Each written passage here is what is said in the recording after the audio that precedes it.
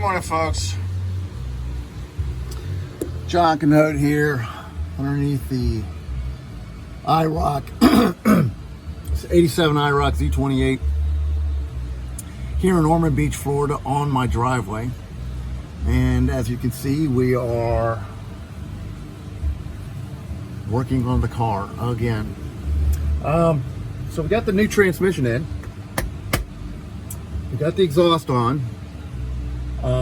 But I drilled a hole in my fuel line while replacing floor pan sections. So we are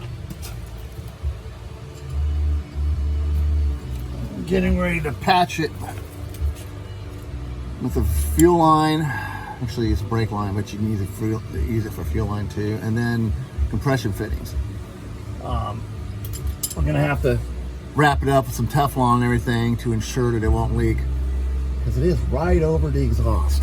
And this transmission happened to come out of a 73 Corvette that was completely restored, and the fuel line leaked on the header and it burnt to the ground, except for the transmission and a few other decent components. So we don't want the same thing to happen to this car. That would be bad, especially with the amount of work I've got into it. All right, so let's get started.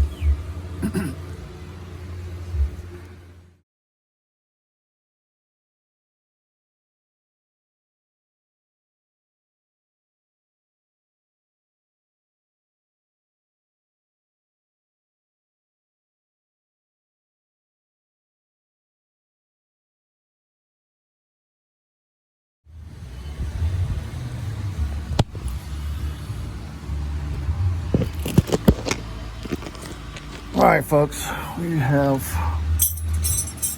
got the splice and the fuel line, and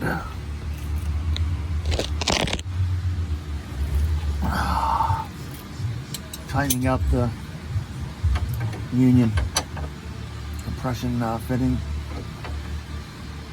We have put Teflon and a black high quality silicone on the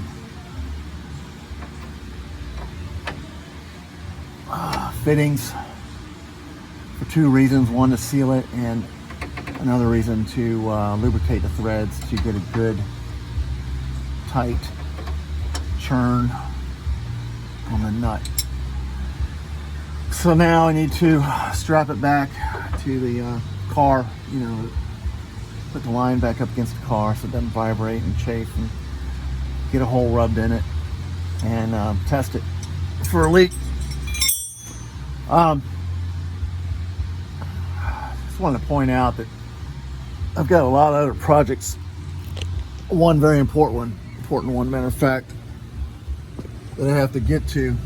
So I'm trying to get this car at least drivable so I can move it out of the driveway and move it around and get it ready for paint. In the meantime, work on the other projects that I have. So let's see if this thing will leak, and maybe today, the hope is today to drive this car down the road.